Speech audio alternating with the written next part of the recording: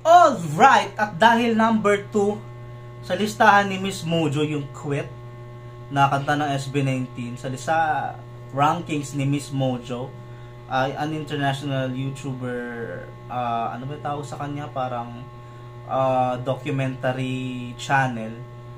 Nagtaka ako at nung narinig ko kasi yung Quit, parang oo nga, parang it makes sense kung bakit paborito siya ng madami. But today, I'm gonna see if tatalunin ba niya sa puso ko yung Time, or kasi Time kasi yung number 1 ko eh. Kaya pero yung number 2 kasi yung Quit kasi yung number 2 na parang pakiramdam ko hindi pa ako sure kung siya yung dapat number 1 ko eh. So para matapos yung hayop na nalilito ako sa ganyan, imbis panoorin ko siya na mag-isa, papanoorin natin syempre. Baka favorite nyo kasi to, kaya tingnan ko kung talagang siya ba talaga yung napupusuan. Hindi siya. Okay, tingnan natin. Quit, man.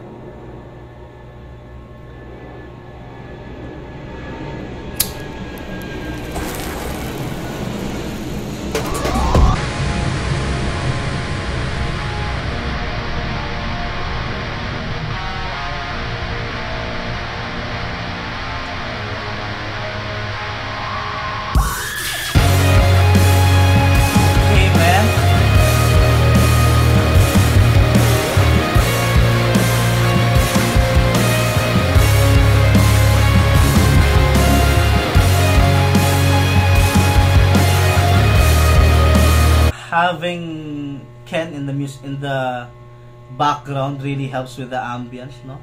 Parang mas lalo akong nalulungkot.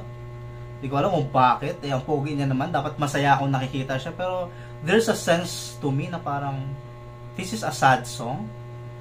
So let's listen to it, man. Pero yung intro pa lang, tama nga sabi ni Miss Mojo na parang emo nga siya, no? At medyo may konting nostalgia sa puso ko kasi napagdaanan ko din yung emo stage na yan, na nasa tabi ka, sa sound trip ka mag-isa, na parang feeling mo alone ka, okay? Man, there's a certain feeling to this introduction. Let's see it.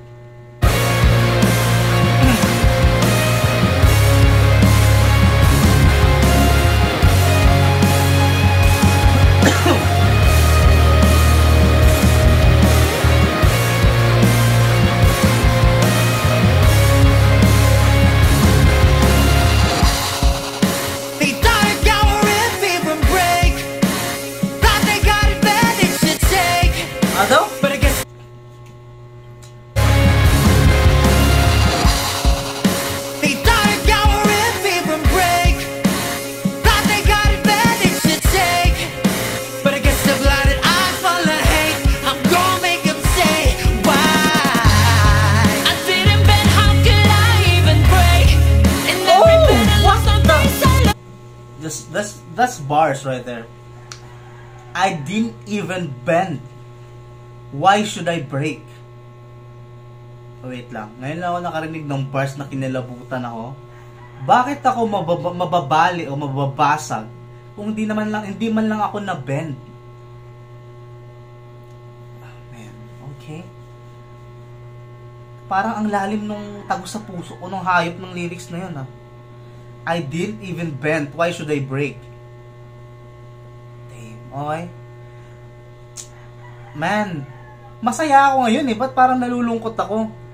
Pero parang positive na song siya, no? Na parang malupit nga ako eh. Hindi nga ako na... Pero parang parang nalulungkot ako, okay? I'm gonna make them say why I didn't bend. How could I even break? In every battle or something celebrate. Well, it's good to hear the cries when they fail. Praying for my downfall, they thought I would quit.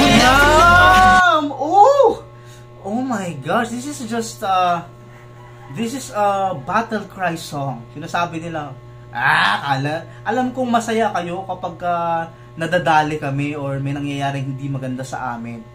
Pero alam kong malungkot at iiyak din kayo na kapag nananalo kami, and we're winning now.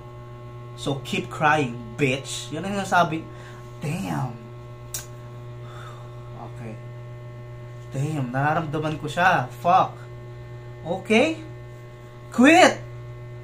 Man, I definitely see, I mean, na-download ko na yung playlist ng EP, pero parang ito nga yung isa sa mga ano kapag gusto kong mag sound trip, no? It's a sad note, a sad parang sad music, pero positive siya, kaya parang ang gandang sound tripin. Lalo na pa may Cebu Pacific, perfect talaga. Okay. They got advantage to take, but against the blinded eyes full of hate, I'm gonna make them say why. I didn't bet, how could I even break?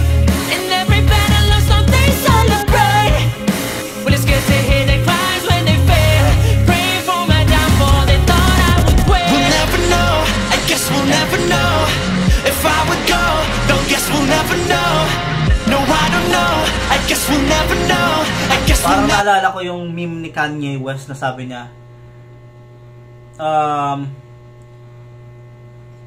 I don't know what would happen if I didn't win. Parang sa Grammys ata yun, parang sabi niya, I don't know what would happen if I didn't win. What would happen if I didn't win? I guess we'll never know. Diba? Parang sabi niya nga, parang anong mangyayari kung hindi ako nanalo? Ano kayang mangyayari kung hindi ako mananalo? Hindi na natin malalaman. Sabi niya gano'n. Parang sabi niya, syempre panalo ako, kaya hindi na natin kailangan malaman kung anong mangyayari pag talo ako, kasi nga panalo ako. So sinasabi ng SB19, amen, okay? Shit, man, parang ito na yung paborito ko, what the? Fuck, man. Ang relatable niya kasi, to a sense na, man, they really did almost quit. Isang ano lang talaga yung dahilan kung bakit hindi tuluyang nawala yung man. This is really personal right here, no? Na akala nyo magki-quit kami, No. Hindi. Let's go. No, I guess we'll never know.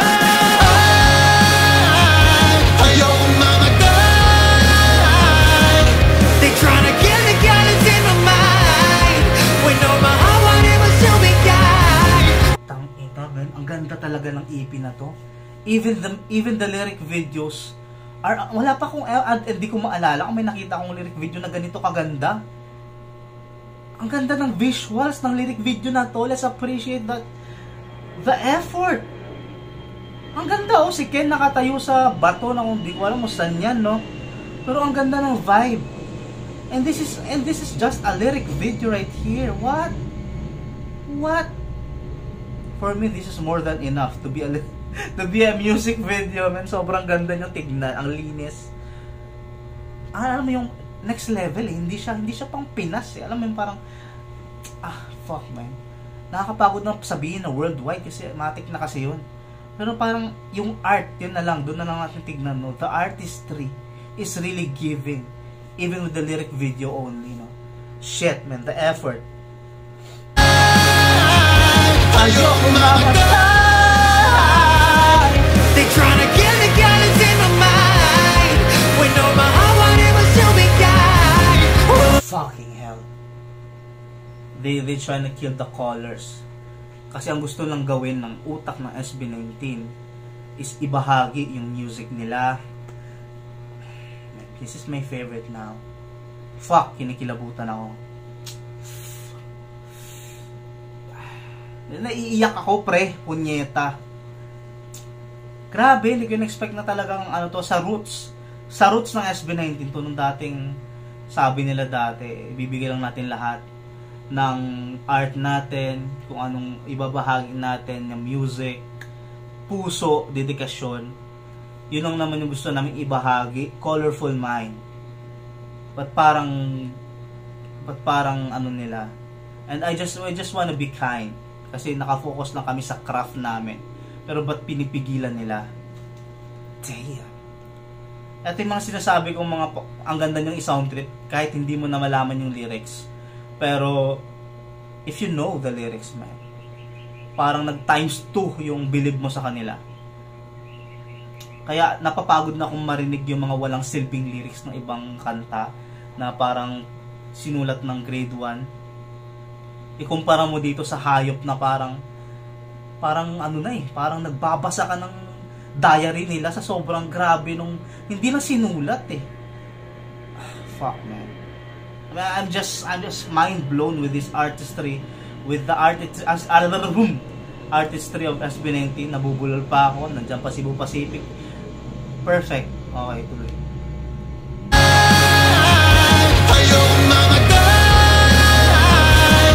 They tryna get the guidance in my mind when all my heart wanted was to be kind.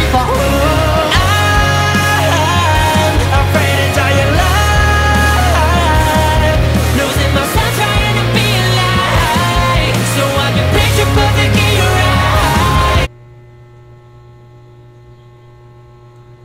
Fucking hell. This song wanna make me cry.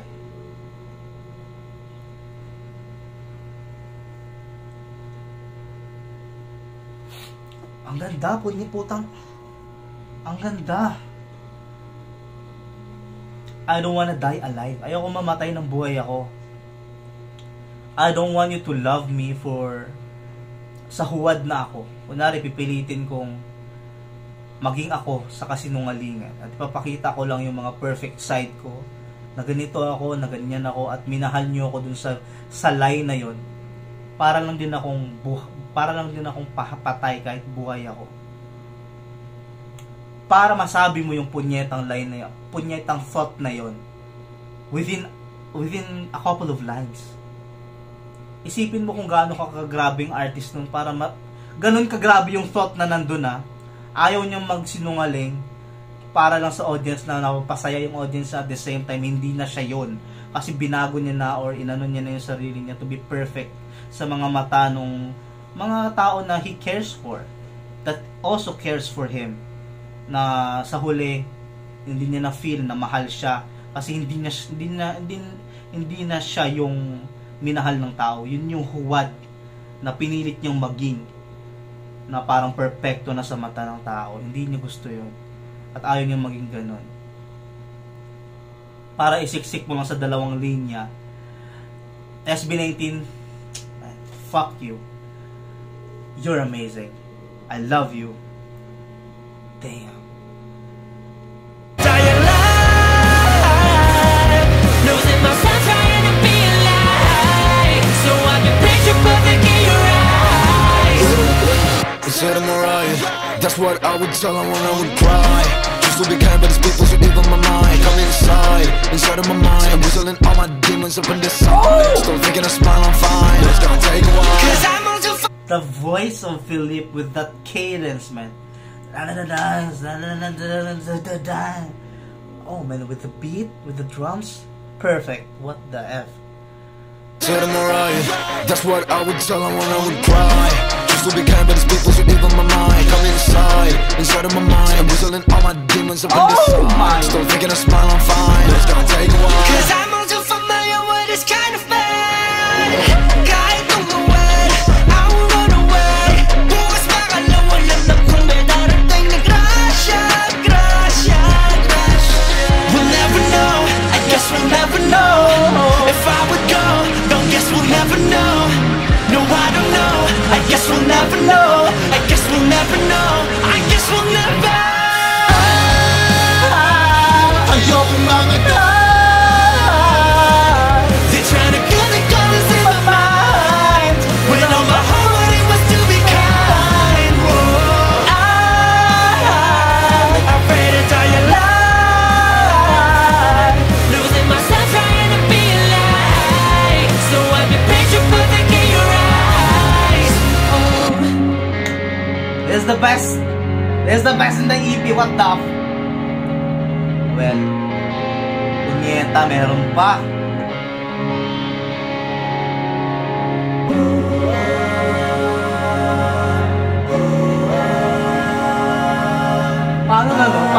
Paano pa kaya kung si Ken yung bias mo dito? Kasi kanya talaga to eh.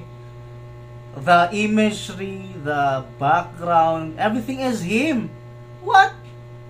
Naririnig ko lang yung voice ng ibang members, pero yung vibe, yung song, yung lyrics, everything is Philip coded. Pag bias mo pa siya, punyeta, wala na, number one talaga yung quit. And for me, now, this is the number one right here. What the F?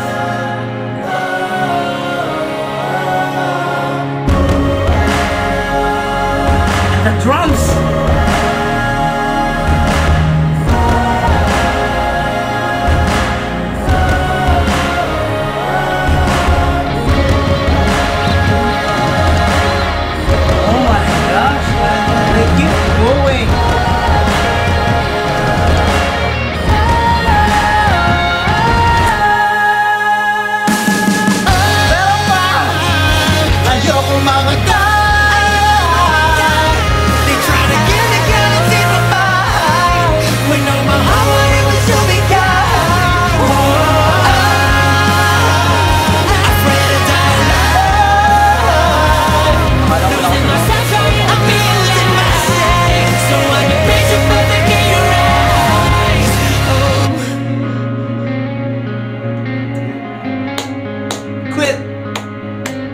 Quit number one, bruh.